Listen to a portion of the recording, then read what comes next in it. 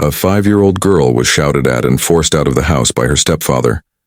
Her small suitcase burst open, sending clothes tumbling across the yard. Her dress was smeared with dirt, and tears blurred her little face. She sank to her knees, crying and begging desperately to be allowed to stay, but nobody offered help, until a wealthy man arrived, reached out his hand, and spoke a single sentence that stunned everyone. "From now on, you are coming with me." Before we begin, please leave a comment about this story and give it a rating from 1 to 10. I hope you enjoy a few peaceful moments while listening to this story. Now let us start. The heavy wooden door swung open, echoing loudly through the house. A week had passed since the funeral, yet the home had known no peace.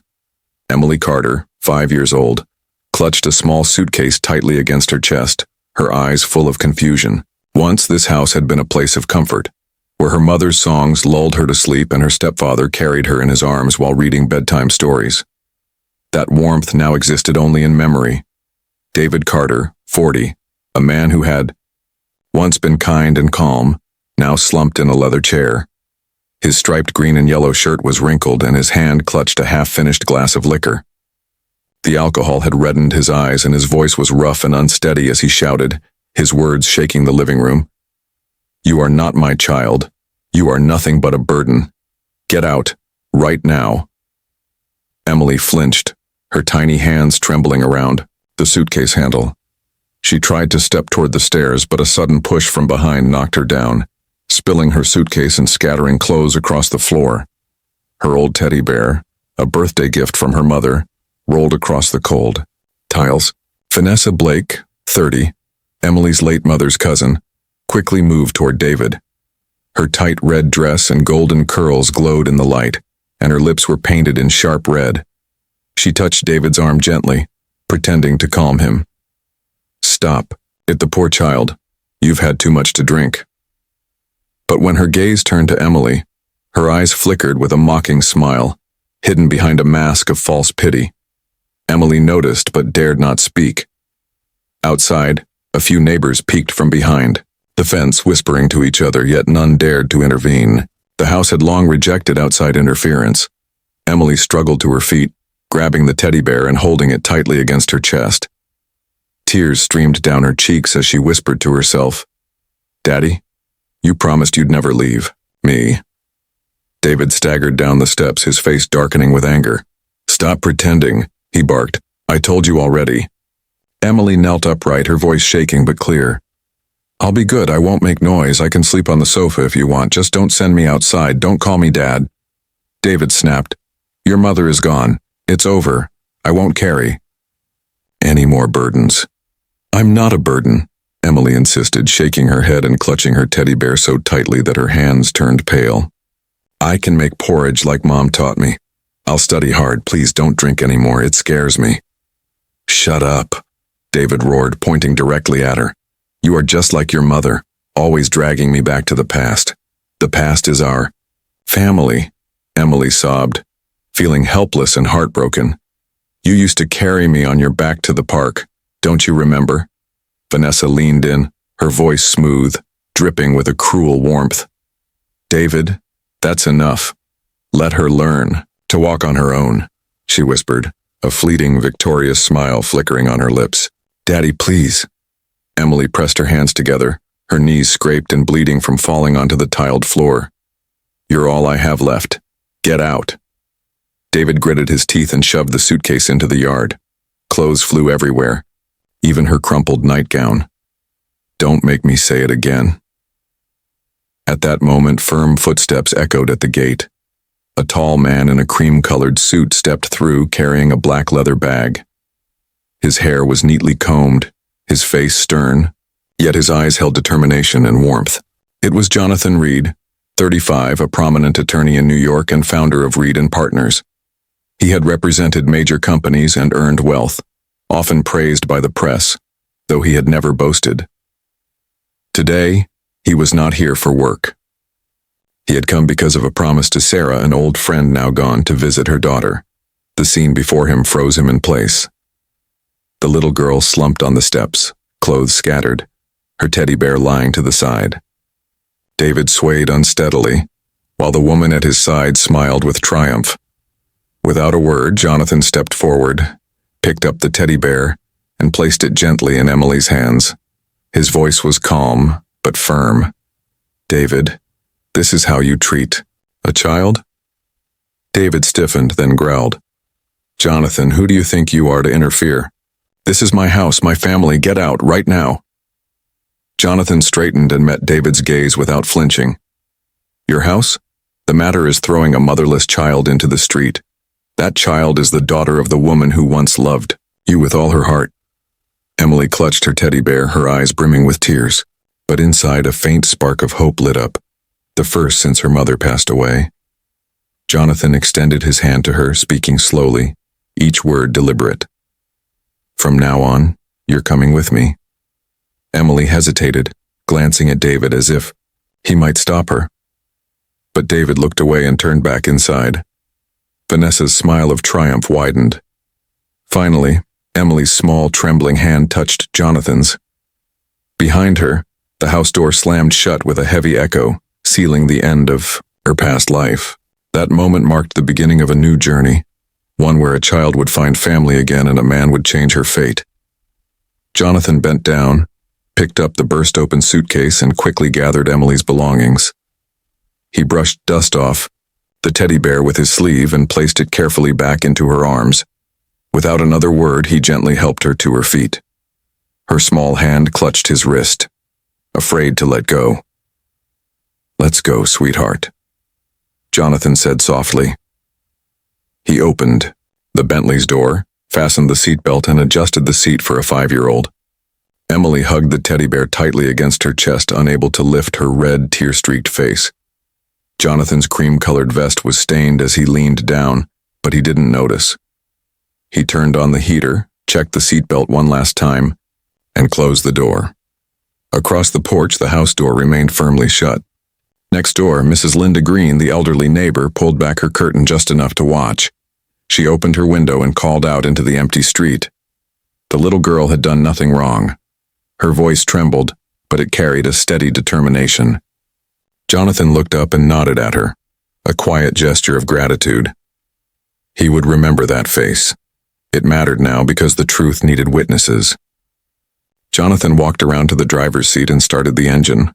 Inside the car, the air felt heavy, as if every sound had been swallowed. Emily sat still, clutching the teddy bear so tightly her fingernails dug into the fabric.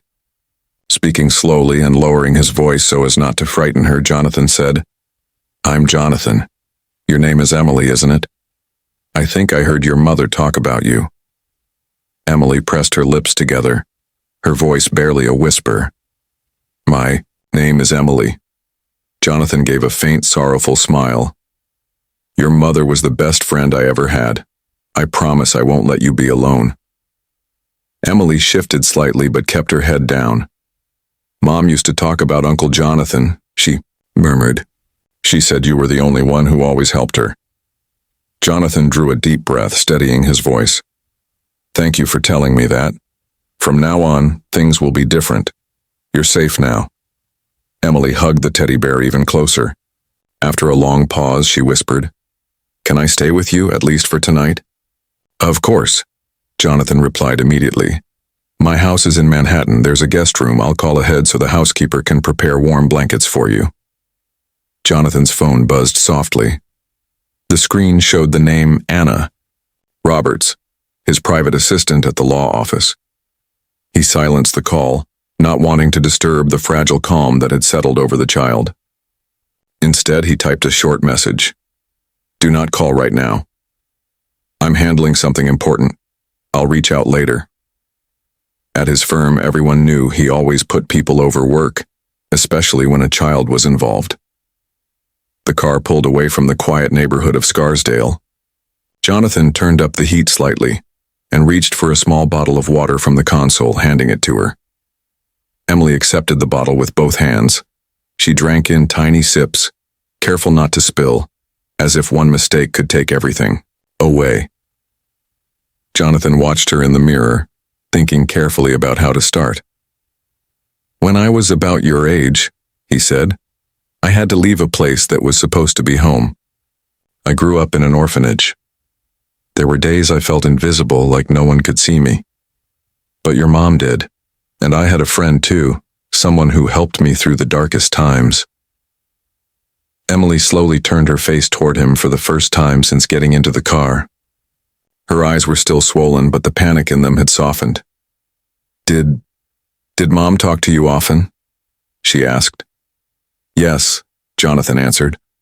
We talked about how much you love drawing, how you enjoy vanilla ice cream at Central Park, and how you always sleep hugging your teddy bear. She was proud of you. Emily swallowed hard. She set the bottle down and hugged the teddy bear again. After the funeral, Dad, David, wouldn't look at me anymore.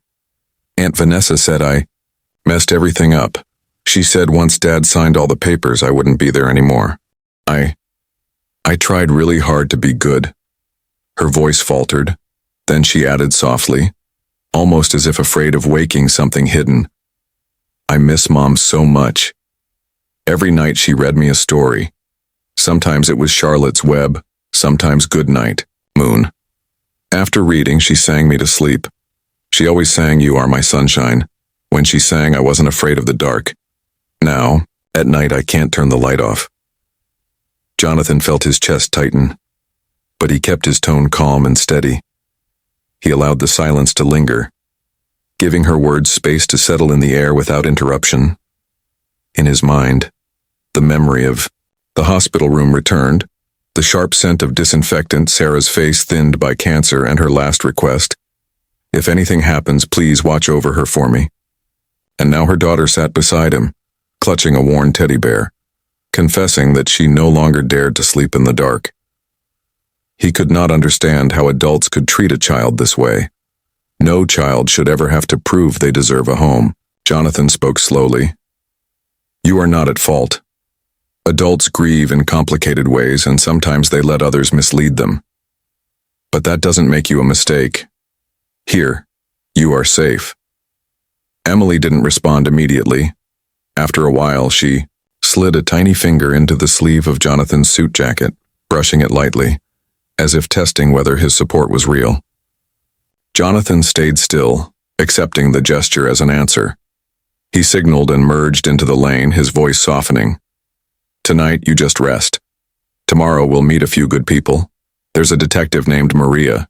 She's very skilled. If you agree, I'll take you to see a child psychologist during the day, just to make sure you're sleeping and eating well. Not because anything is wrong with you. Emily gave a small nod. She hadn't fully opened her heart yet, but she no longer curled into herself as she had on the porch. On her lap, the teddy bear lay smoother, cared for more gently. The car moved closer to the city. The road was long, but the quiet inside felt different now. A resting place rather than a pit. Jonathan glanced in the mirror and saw her eyes, still red yet fixed on him as though he were an anchor. Emily, he said, I will not abandon you. The girl lifted her face slightly, her lips trembling. Her voice was barely a breath. Did my mom ever tell you who I should trust if one day I was alone? Jonathan didn't answer right away.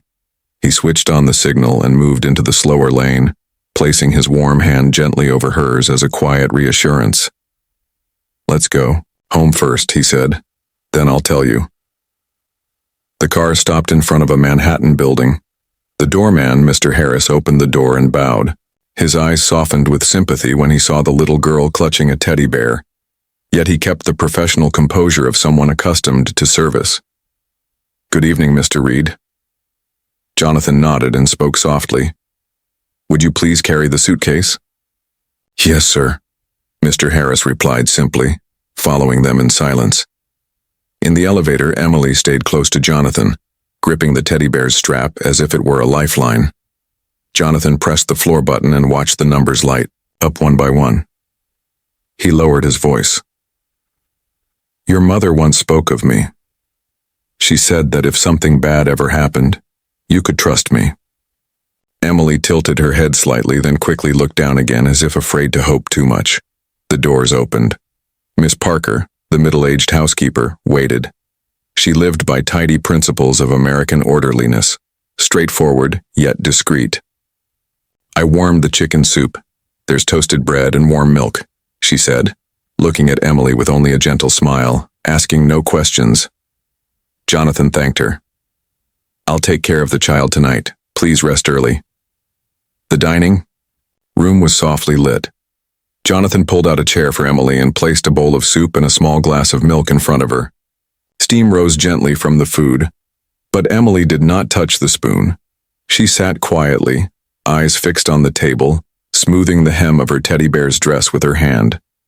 Jonathan sat across from her, not pressing, setting down his own spoon, before speaking. When I was your age, I had no one either. I grew up in an orphanage. Other kids made fun of me for my worn shoes, for my old coat. People said I would never amount to anything. Emily looked up slightly as if wanting to hear more. Back then, Jonathan continued slowly, your mother's house was right across from the orphanage. She often came over to play with us, bringing cookies, used books, and sometimes even warm coats. She remembered each of our names, asked what we studied that day, what we wanted to read tomorrow. To me, she did many small things that turned out to be huge, showing me the way to the library, paying for a test I couldn't afford, giving me a coat that actually fit, and most importantly, giving me hope when everyone else shook their heads. Your mother was the one who helped me stand firm and find the determination to get through, so that one day I could be where I am now. Emily lifted the spoon, stirred the soup once, then set it down again. She pressed her lips tightly for a long moment, then burst into tears as though she had held them back for far too long. I just want Dad, David, to hug me one more time like before Mom died. Back then he lifted me high, bought me vanilla ice cream, read me stories. Now he looks right past me as if I'm invisible. Jonathan slid a tissue closer. He did. Not rush to offer empty comfort. He let her cry, knowing tears are one way the body protects itself. You have the right to remember, he said after a steady breath. But you also have the right to be loved again. No one can take away your memories, and your future is still waiting. Emily wiped her eyes and pulled the glass of milk closer. She drank slowly, one sip after another. The soup was still warm, and she took spoonfuls carefully, not because she was hungry, but at least she no longer refused to eat. Jonathan stood and went into the kitchen, returning with a small box. He placed it in front of her and opened it, revealing a scratched metal keychain shaped like a star. When I left the orphanage, this was all I had. Your mother gave it to me and said, when you're afraid, hold on to this. It will remind you that someone believes in you. Now I'm giving it to you. When you're scared, hold it tight. And remember, I am here. Emily touched the star lightly with her fingertip, then pulled her hand back. She looked up at Jonathan, her eyes less guarded but still cautious. If Dad, David, wants to see me, then what? She asked. Jonathan kept his voice low and steady. First, you need to be safe. The rest is for the adults to handle, to take responsibility and make things right. When you're ready, then we'll talk about meeting him. The meal ended slowly. Miss Parker carried the tray away quietly. Jonathan led Emily through the living room into a small guest room. The bed was already made with clean sheets, and a night lamp shaped like a moon sat on the bedside table. He checked the window, pulled the curtains, then opened the closet and took out a light sweater. If you get cold, put this on. Emily placed her teddy bear on the pillow and stared at the night lamp for a long time. She turned back, hesitant. Uncle, was my mom ever afraid? Jonathan replied. She was afraid she wouldn't live long enough to see you grow up. But she chose to believe. She believed that good people would find you, and that you would find good people. The little girl nodded and climbed into bed. Jonathan stepped back so she could feel her own space. He dimmed the lights, leaving only a soft glow. Before closing the door, he spoke through the small gap. If you need me, just call any time. The door closed quietly, but the hallway light stayed on. Jonathan went back to his small study and opened his wallet. A faded photograph appeared, a woman smiling as she leaned against his shoulder, her eyes bright as summer sunlight. He placed the photo on the desk beside an unopened file. The phone lit up with a message from Anna Roberts. "Do you need me to set up a meeting with Detective Maria and the child psychologist? Dr. Leah Simmons has an opening tomorrow morning." Jonathan typed back, "Tomorrow, 9 a.m. And contact attorney Michael Turner in the afternoon." "Thank you, Anna." He sat quietly, listening for small footsteps in the living room. Nothing. Only the steady breathing of a child who had finally fallen into deep sleep. Jonathan held the photograph, closed his eyes for a moment as if speaking to the friend he had lost. "I will keep my promise." That night, when Jonathan turned off the living room light and watched over Emily as she slept in another part of the city, the sharp clink of glass against a wooden counter broke the silence. David Carter leaned his elbow on the bar. The scent of alcohol mixed with stale cigarette smoke. Mark Sullivan, his longtime drinking companion, sat beside him, swirling ice in his glass. A 45-year-old man reckless with words, Mark enjoyed pushing others into choices they would later regret. "Drink up, David," Mark chuckled. "It'll clear your head." David drained his glass. His eyelids were heavy, his voice hoarse. "She's a burden. When I look at her, all I see are things that will never come back." Mark signaled the bartender for another round. "Keep it simple. Once the paperwork is done, you'll finally have peace. Without your signature, we wouldn't even be sitting here tonight." The bar door swung open. Vanessa Blake walked in, wearing a red dress, her blonde curls catching the light. She moved straight toward David, laid her slender hand on his shoulder, and spoke soothingly. "You're exhausted, and it's natural. The girl looks too much like her mother, always reminding you of the past. You need rest." David turned his face away but didn't remove her hand. He called for another drink. Vanessa let out a quiet sigh, sliding into the space between David and Mark, as if claiming it. At the far end of the bar, a young woman rose from her seat, pretending to make a phone call. No one noticed. She wore a baseball cap, a dark jacket, and her eyes missed nothing. It was Detective Maria Santos, a homicide detective who waited motionless like a shadow until the right moment to catch what mattered. Vanessa glanced toward the door. Carla White appeared, looking about 28, heavy makeup on, a thick envelope in her hand. Carla drifted past the counter, slipped the envelope into Vanessa's handbag with practiced ease, and whispered, "It's all there. The power of attorney for managing the trust fund, some transfer orders, and the draft agreement. It just needs his signature." Vanessa nodded faintly, never looking at Carla again. She turned back, pressing closer against David, her voice dripping honey. "You only need to sign, I'll handle the rest. Everything will be cleaned up. The accounts, the house. No one will trouble you anymore." David narrowed his eyes and pulled out his wallet, his fingers pausing at a slot holding an old photograph. 3 people glowed in the afternoon sun. His younger self, the woman he had lost, and Emily as a tiny child. A cold silence pierced his chest. His hand trembled slightly. "No, David," he muttered. "Not tonight. Not yet." Mark sneered, jabbing an elbow into David's side. "How long do you want to be haunted? Sign it and finally sleep like a man at peace." Vanessa placed the envelope on the counter and opened it slightly. The papers glinted under the bar light. Her voice was soft, almost woolen. "Just a formality, David. I'm not taking anything from you. I am helping you find peace." David looked at the top page. The bold letters about temporary authorization blurred in the haze of alcohol. He swallowed hard. The photo in his wallet still showed a corner of an old embrace, 3 people looking back at him. Without a word, his breath grew heavier. He slammed the bottom of his glass on the counter with a sharp crack, as if he wanted to drown his memories. "Bring me a pen." Mark chuckled, signaling the waiter. Vanessa pulled the papers closer and set the pen exactly where he needed to sign. She leaned in, her voice brushing his ear. "Right here, David." At the back table, Maria quietly lifted her phone, zooming in as Carla pointed to the line of text. Vanessa pushed the envelope forward while Mark blocked the view from behind. The faint click of the camera blended with the background music. David placed the pen on the paper. His wrist froze. The photo in his wallet remained open, the little girl smiling, a memory from many years ago before the sky had fallen. David blinked. The vein in his temple pulsed. Vanessa's impatience sharpened her voice. Sign it. He drew a long breath, pulled a mouthful of liquor as if summoning courage. The pen scratched a shaky line. Ink seeped into the paper. Maria took another photo, capturing the trembling hand, the thick envelope, and Vanessa's sharp glance at Carla. Mark lifted his glass high. That's the David I know.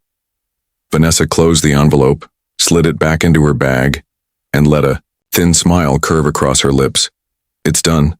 Starting tomorrow, things will be quieter. David pressed his hand to his face, not looking at anyone. In his wallet, the old photo slipped deeper into the slot, hidden from view. At the back table, Maria lowered her phone, rose, and walked past without looking at them, leaving a tip for the waiter.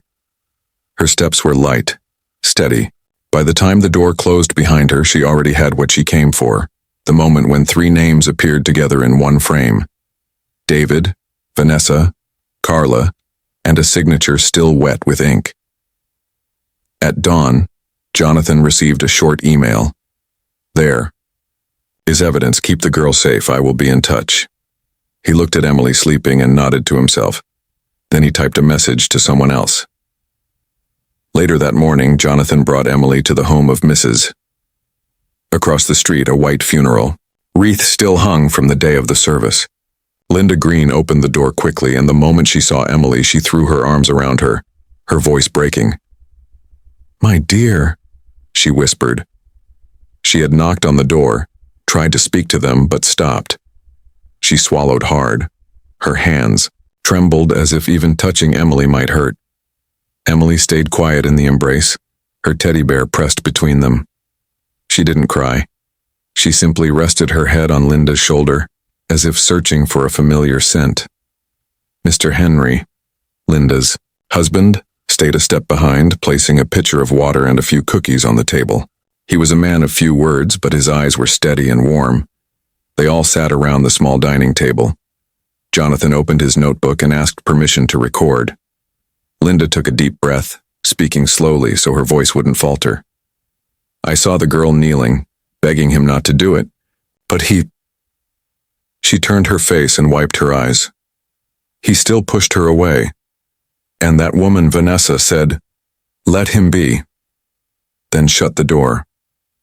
Emily carefully dragged a chair near the window. She took a pencil from her pocket and a blank sheet of paper. Without being told, she began to draw a house. 3 figures appeared. The mother in the middle, Emily on the left, the man on the right, turned away. The pencil strokes were uneven but very clear. Jonathan looked at the drawing, his throat tightening. He adjusted the microphone and lowered his voice. "Would you like to tell me more?" "Only if you want to." Emily kept her eyes on the paper. "I heard Aunt Vanessa say," she whispered, "that when Dad signs all the papers, I won't be there anymore."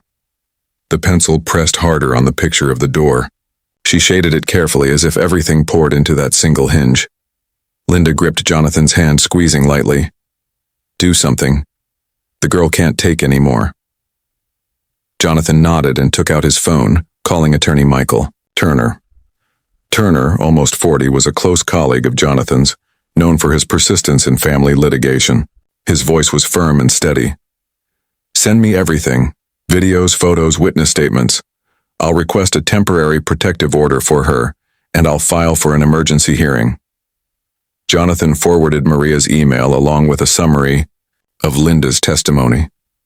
Turner texted back immediately. "A neighbor witness is gold. Meet me at the office at 2:00. Bring the girl if she wants, but make sure she rests first." Jonathan put the phone away and turned to Emily. He sat at her eye level. "I'll go with you. No one has the right to erase you from your own home." Emily looked up. Her eyes were misted with a thin layer of fog, but no longer clouded. "What if Dad doesn't want me anymore?" Jonathan rested his hand on the back of her chair, careful not to touch her directly so she wouldn't flinch. "Then we let the law answer that. And even so, there are still people who want you. I am one of them. Linda brought a small cup of cocoa and set it in front of Emily. Then she pushed the drawing to the middle of the table. Sign your name, Emily. So later, we'll know this is your voice. Emily wrote her name in block letters, carefully shaping each stroke. Next to it, she drew a small star. Jonathan took a picture of the drawing, asking permission to keep the original. Linda nodded, holding the girl's hand a little longer, as if giving her strength. Before leaving, Henry handed Jonathan a folded sheet of paper. I wrote down, "The times from yesterday," he said. "I saw the car parked. I heard Mr. David yelling, 'If needed, I will speak,'" Linda said. "Thank you," Jonathan replied, gripping her hand. "We will call on you." Out in the yard, a gentle breeze stirred the rose bushes. Emily walked slowly, clutching her stuffed animal tightly against her chest. Jonathan opened the car door, leaned down, and buckled her seatbelt.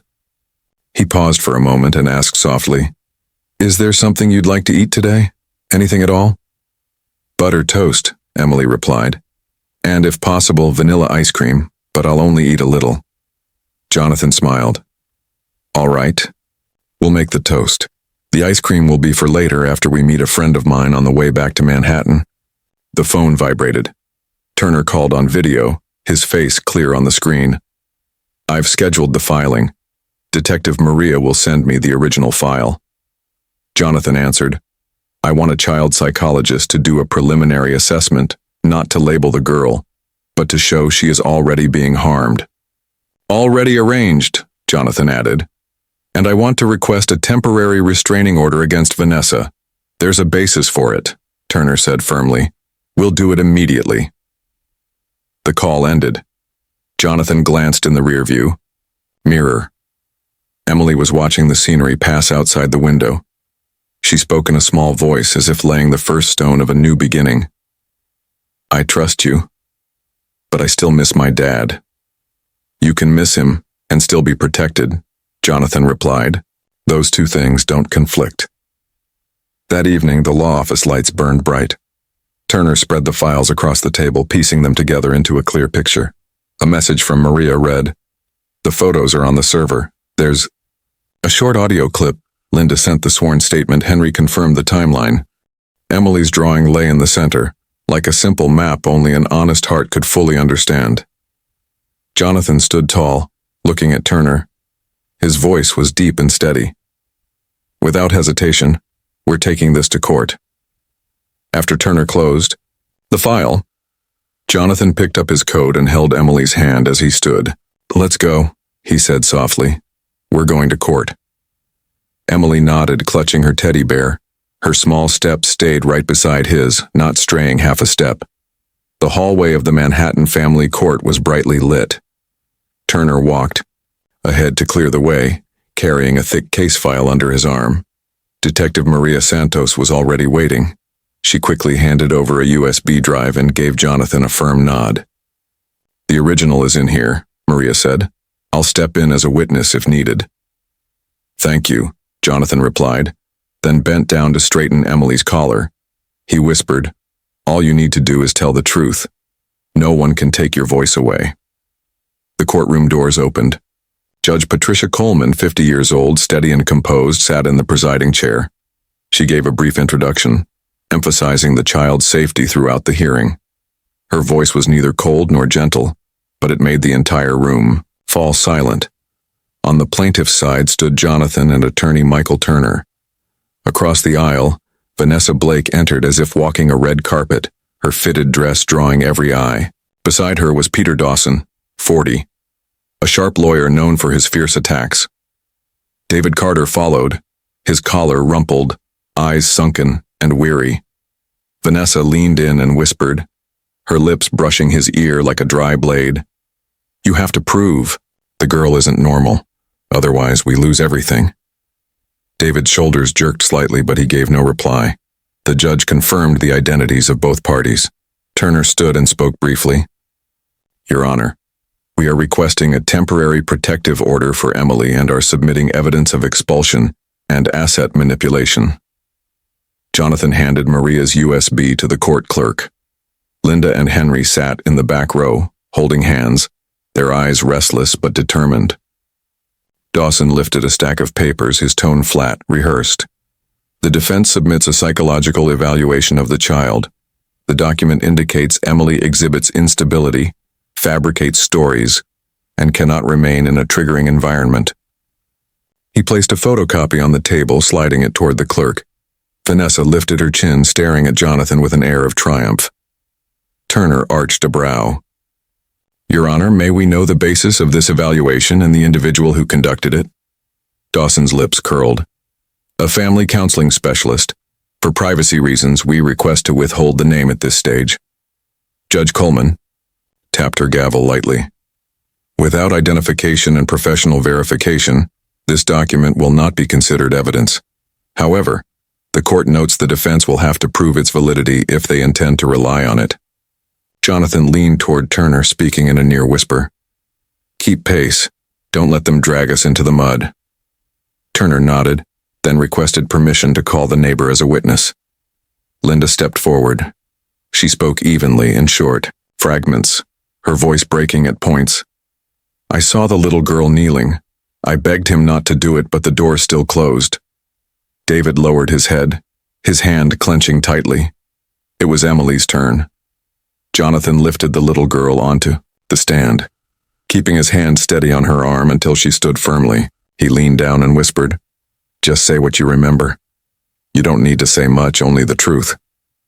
Emily nodded, her eyes drifting to the loose stitch on the edge of her teddy bear. Her small hand reached for Jonathan's and held on tightly. Dawson straightened his tie, trying to impose authority.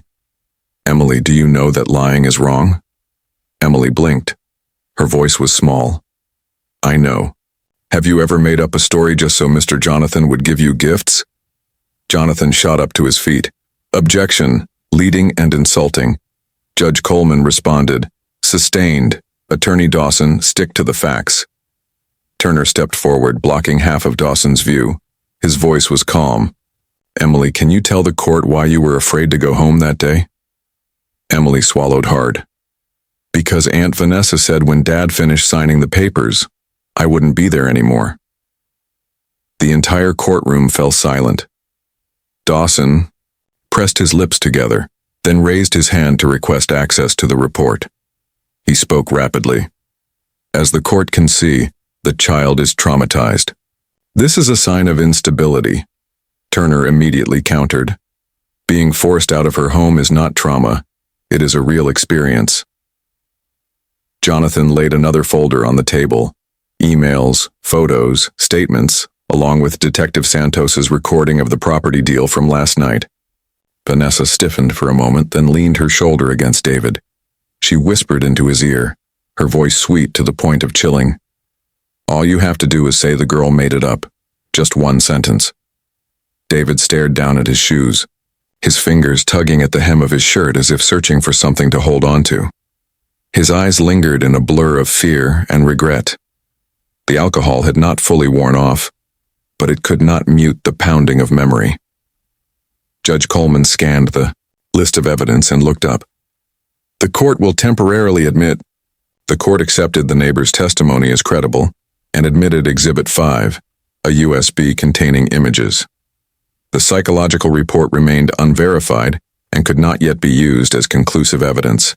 The gavel struck once, sharp and firm. Emily stood still for a long moment. She wanted to cry but fought to remain composed. Her lips trembled, pressed together like she was holding back something sharp. Jonathan squeezed her hand, giving her the steady rhythm of calm. I'm here, he whispered. I'm right here.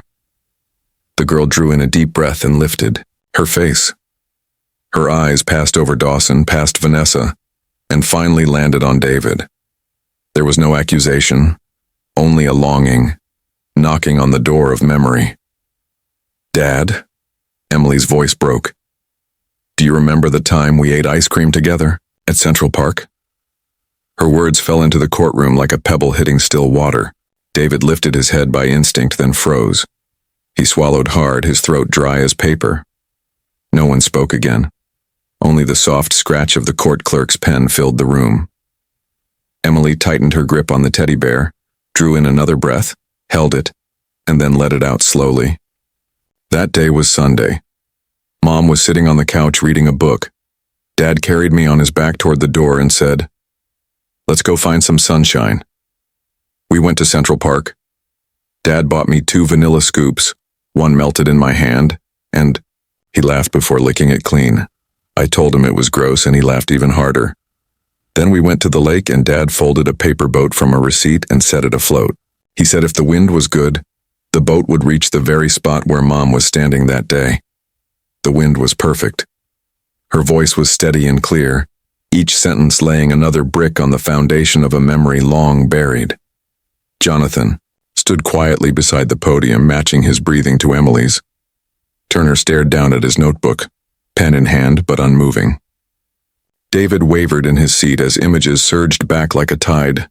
The blue-covered book in his wife's hands, the faint scent of vanilla ice cream, the crumpled receipt in his pocket, the sticky sweetness in his daughter's tiny palm. Little moments, yet heavy as an entire lifetime. Emily turned fully toward him. "You used to be the best dad. Why don't you even recognize me anymore?" David could no longer brace himself against the chair. He slumped, one hand covering half his face. The scent of alcohol lingered, but his vision grew clearer through the blur. I was wrong," he whispered, broken, like someone relearning how to speak. "Maria, I let Vanessa mislead me. I abandoned my little girl."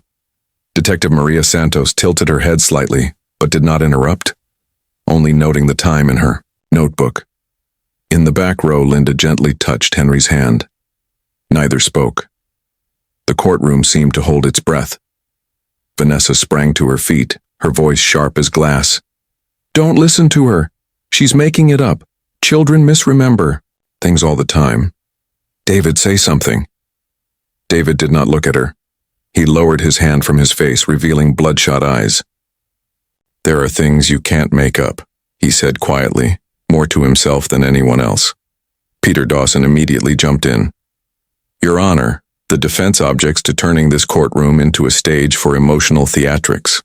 We request that proceedings remain focused on professional documentation." Jonathan straightened, his tone firm but calm.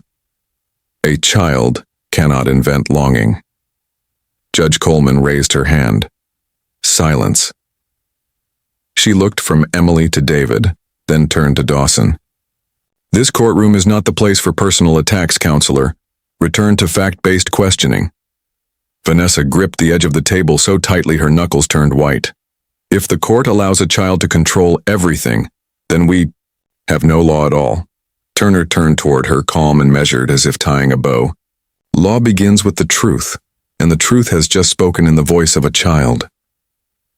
Emily froze at those words. She blinked rapidly, tears welling and spilling over. She did not sob loudly. The drops simply rolled down, soaking her collar with a salty trace. Jonathan pulled out his handkerchief and held it toward her. Emily's small hand was still resting in his, slowly warming. David looked at his daughter as if he had just pulled a photograph from the bottom of a pond. His lips moved, but no sound came. Then a single tear slipped down his cheek before he could wipe it away, falling onto the back of his hand, breaking silently like a hidden confession. Everyone in the courtroom saw it. No one whispered. The silence was no longer emptiness. It was a space for a man to admit what he had lost. Dawson started to speak again, but Judge Coleman lifted the file in front of her and closed it neatly. She looked toward the witness stand, then shifted her gaze to the back row. Detective Maria Santos stepped into the aisle, fastening the button on her jacket.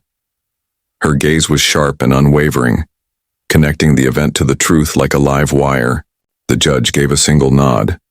"I would like to present new evidence regarding suspicious transactions connected to Miss Blake, Vanessa Blake." Maria stepped to the center of the courtroom, took the USB drive from the clerk and plugged it into the computer. The screen on the wall lit up. She looked directly at the defendant's seat, her voice clear but not loud. "This is your voice, Vanessa. Sign it, and the girl will disappear." The echoes of the bar seemed to fill the silent room. The clink of glasses, the rustle of papers, Vanessa's whispered words, David's heavy breathing. A long pause followed. Jonathan gently placed his hand on the back of Emily's chair. The girl did not take her eyes off the screen, clutching her teddy bear tighter. Turner asked permission to submit the bank statements. Maria passed forward the color printouts, 2 transfers from Emily's mother's estate fund into the account of CW Consulting. Maria added evenly, "The account holder is Carla White, 28 years old. Your close friend, Vanessa. A subpoena was served this morning." The courtroom doors opened and the bailiff led Carla inside. She lowered her head, avoiding Vanessa's gaze. Dawson jumped up in objection, but Judge Coleman raised her hand. "Sit down, counselor. Witness, step to the stand." Carla swallowed hard. Her voice trembled. "Miss Vanessa said it was just to temporarily manage the money. She told me to open a shell company. I received the money and sent it back according to her instructions." Turner asked slowly, "What instructions?" Carla glanced briefly at Vanessa, then turned away. "That night at the bar, she said once he signed, the little girl would have to move out. I didn't think it would go this far." Vanessa slammed the table. Her chair screeched across the floor. "Shut up, Carla, you got your share, don't pretend otherwise." Judge Coleman struck her gavel. The gavel struck sharply. "Defendant, maintain order." Maria signaled the clerk to play the second. "Recording." Vanessa's voice echoed again, almost pressed against David's ear. "You just need to sign, I'll take care of the rest." David pressed his hand to his forehead, trembling as if he had been plunged into ice water. "My God, what have I done?" Another figure waiting outside under subpoena stepped in. Mark Sullivan walked to the stand, his once hard expression now subdued. He avoided looking at David. "I was there. I heard Vanessa say it word for word. Mr. Carter was very drunk." She pushed the papers in front of him and told him to just sign and be done. I never thought about the child," Mark testified. Vanessa suddenly exploded. "All of you joined forces to slander me. You are just like your sister, always taking everything from me." Her words cut through the courtroom's calm. Everyone turned toward her. In Vanessa's eyes there was no pretense of sorrow, only anger and old resentment. Emily flinched and buried her face in her arm. Jonathan leaned down and whispered, "It's all right. You are safe." Dawson tried to intervene. "Your Honor, the defendant's emotions cannot replace evidence. And as for the so-called psychological report," Turner interrupted, placing another file on the table. "That report was created by someone without a license. We verified it with the State Psychology Board. The document is a forgery." Judge Coleman examined the verification receipt and held Dawson's gaze for a long moment. Then she turned to Vanessa. "Do you wish to explain the transfer orders?" Vanessa pressed her lips together, her eyes searching for something to hold on to. Finding nothing, she spoke in broken, rushed phrases. I only wanted to make things easier for him. That girl, she always dragged him back into the past." Jonathan responded quietly, his voice calm. "No one stole anything. You chose this path yourself." David lifted his head for the first time and looked directly at Vanessa. "I allowed you to do it. I bear my share of the blame." In the courtroom, the scratch of the clerk's pen on paper was audible. Linda exhaled as if releasing a handful of stones. Henry nodded slowly. Emily sat a little straighter. She did not smile, but the fear in her eyes had eased. Judge Coleman closed the file. Her voice was even, measured. "The court will recess for deliberation. Tomorrow at 9 a.m, the verdict will be announced." The gavel struck, sharp, final. Vanessa panted, her eyes flashing with rage. Carla slumped her shoulders. Mark bowed his head. David could barely stand, gripping the edge of the table. Jonathan bent down and whispered into Emily's ear, "You were very brave today." Emily gave a small nod, watching the judge leave the room. Her heart was still racing but no longer frantic. At the end of the aisle, Maria closed her notebook and gave Turner a short, firm nod. Tomorrow would bring the answer. The next morning at exactly 9, everyone returned to the courtroom. The doors opened and Judge Patricia Coleman took her seat on the bench. The entire room rose, then sat again. Jonathan Reed quietly pulled out a chair for Emily, placing her teddy bear in her lap. Attorney Michael Turner arranged his files on the opposite side. Vanessa Blake sat stiffly. Peter Dawson kept his head bowed. Carla White and Mark Sullivan remained silent, as if waking from a shared nightmare. The judge examined the final report, her voice calm and steady. After reviewing the testimonies, the evidence, and the independent verifications, the court finds the defendant, Vanessa Blake, guilty of asset misappropriation and fraud. She is hereby sentenced to prison. Her accomplices, Carla White and Mark Sullivan, are held responsible for corresponding criminal and civil liabilities. Attorney: Peter Dawson is disbarred for submitting falsified documents and violating professional ethics. A faint murmur spread through the courtroom and quickly faded. Vanessa leapt to her feet, her lips moving but no sound emerging. Court officers stepped forward. She turned toward David, her eyes flashing with desperation and anger, then lowered her head as she was escorted away. Carla sobbed quietly. Mark could not lift his face. David rose slowly. For the first time, he turned to Emily. He walked toward her without Vanessa blocking the path, his voice hoarse and shaking. I betrayed you and your mother. I don't deserve to be called a father. Emily hugged her teddy bear tightly and turned her face aside. A single tear slipped onto her hand. She whispered just loudly enough for him to hear, I can't forgive you yet, but I don't want to lose you again.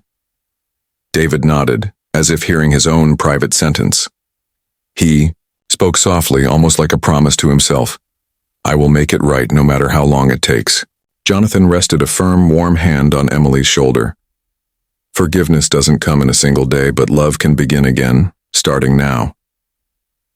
Detective Maria Santos closed her notebook and gave Turner a small nod from the back row. Mrs. Linda Green dabbed her eyes with a handkerchief, while Mr. Henry placed his hand gently on his wife's shoulder. Everyone seemed to pause, waiting for the final word. Judge Coleman continued reviewing the guardianship file. As for custody, to ensure the best interests of Emily, the court orders that temporary guardianship will be shared between Jonathan Reed and David Carter under the supervision of the Child Protection Agency. Any third-party contact must be approved.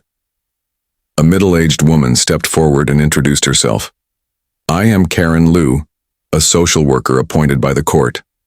I will monitor visitation schedules, provide psychological support, and submit periodic reports.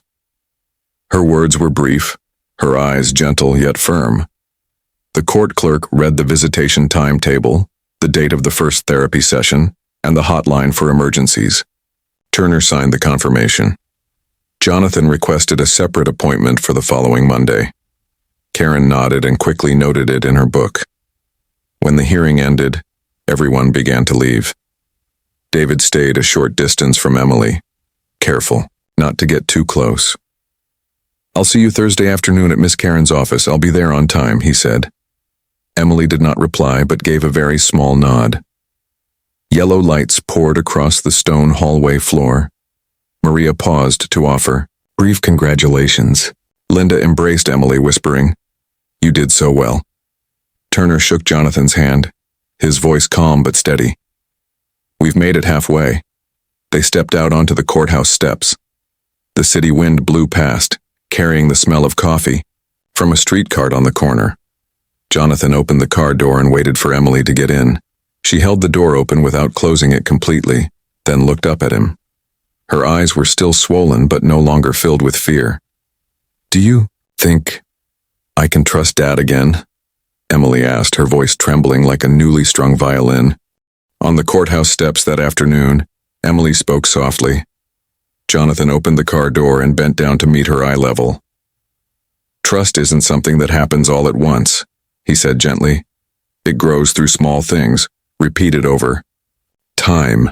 If your father can show you that, your heart will know. Months passed. Karen Liu oversaw all scheduled visits diligently. Every Thursday David arrived on time, sat quietly in the counseling room, said little but kept his promises. He quit drinking. On Karen's desk rested the small silver pin David had proudly shown her after his first group meeting, a quiet milestone for a man trying to begin again. David returned to his old woodworking shop, volunteering for extra shifts. He focused on repetitive tasks so his mind wouldn't wander. Emily saw a child therapist, as the court had suggested. Early sessions were mostly drawing, but over time she began to talk about her mother, the smell of vanilla ice cream, the striped yellow and green shirt, and the fearful nights after the funeral. Meanwhile, she lived with Jonathan, who focused on the simple, consistent things, being present at meals, leaving the nightlight on, never closing her bedroom door fully. He set up a foundation in Emily's mother's name to support orphans, asking Turner and Anna to handle the paperwork. Each time he spoke of the foundation, Jonathan paused, as though remembering the person who had laid the first stone for the path he now walked. That afternoon, they agreed to meet at Central Park. Emily wore a new white dress. Jonathan sat on their familiar bench, a cup of vanilla ice cream between them. He glanced at his watch and then toward the path. David appeared at the street's edge, pausing for a few seconds. He took a deep breath, then stepped forward. "Hello, sweetheart," he said quietly, his voice steady. "I don't expect you to forgive me right away. I just want to be here to watch you grow up." Emily didn't answer immediately. She scooped a spoonful of ice cream, letting it melt slowly in her mouth, testing the sweetness. After a moment, she opened her backpack and took out her old teddy bear. Holding it with both hands, she straightened her back and looked directly at David. "Mom bought this for me," Emily said. "Now I'm giving it to you, but I'll wait to see you change." David took the bear and pressed it to his chest, carrying the weight of responsibility. His chest rose and fell with slow breaths. He spoke softly, careful not to startle her, but every word held meaning. "I will bring it with me every time I come, and each time I will do exactly what I promised." Jonathan watched quietly, a faint smile at the corner of his lips. He didn't interrupt the moment. Only when Emily turned back to him did he speak. "You have two fathers now, Emily. One who, with your mother, created the memories you carry, and one who will help you shape your future." Emily looked at Jonathan, then at David. She took a deep breath, letting the cool park air fill her lungs. With her left hand, she held Jonathan's. With her right, she reached toward David. David hesitated for a moment, then placed his rough hand into his daughter's. "I will try to trust again," Emily said, "because I think Mom would want that too." Karen stood at a distance, watching them from the walkway. She wrote a short line in her notebook, then closed it. Words weren't necessary. Some images spoke for themselves. The three walked slowly along the edge of the lake. Jonathan showed Emily how to fold a paper boat, and for the first time in a long while, the afternoon felt calm, hopeful, and whole. David said he still remembered how the evening wind used to blow, and Emily nodded, suggesting next time they should use thicker paper so the boat wouldn't sink. The slanting afternoon light stretched across the water, soft and shimmering, before it faded. David handed over the schedule for the upcoming week, still Thursday afternoons, and asked Jonathan if he could help with pickups and drop-offs. Jonathan smiled and nodded. "We'll do it together," he said. David held the stuffed bear close, whispering a quiet, heartfelt, "Thank you." On the way to the gate, Emily suddenly ran ahead, then turned back and stretched out both hands. Jonathan and David jogged to catch up. She grabbed each of their hands, pulling them toward the center, laughing. Her smile wasn't completely free of shadows, but it was bright enough to redraw the horizon from afar. They looked like a broken cord being tied back together. Not perfect yet, but growing stronger with every step. And in the middle of that arc that season, a tiny girl ran between two men, holding tightly to both sides, the living symbol of a family being stitched back together from the ruins. In the end, the story closed with a smile that wasn't fully complete but was bright enough to open a new sky. The wrongdoers had been punished by both the law and the truth. The good were rewarded with trust, a chance to start over, and a family, rebuilt from what was lost. Emily had two fathers, one who guarded her memories, and one who helped build her future. It was a simple but powerful message. When one door closes through injustice, we must do everything we can to open a door of compassion. Now I want to ask you, which moment touched your heart the most? Which words from Emily left you feeling choked with emotion? If you were in Jonathan's place, what would you have done when you saw a child being pushed out of her own home? And if you were David, would you have had the courage to admit your mistakes and walk again on the long road to redemption? As the host of this channel, I truly care about your feelings. How have you been lately? Is there something weighing heavily on your heart? Please share in the comments. We're here to listen to one another. If you are going through a difficult time, remember this: you are not alone. Kindness exists in the world, sometimes taking the form of a stranger stopping their car and saying, "From now on, you will walk with me."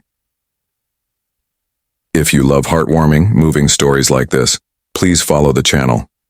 Suggest a topic you'd like us to explore next, or share your own story. Who knows, the next story might be your healing journey. Together we will write an ending that is fair, gentle, and full of hope.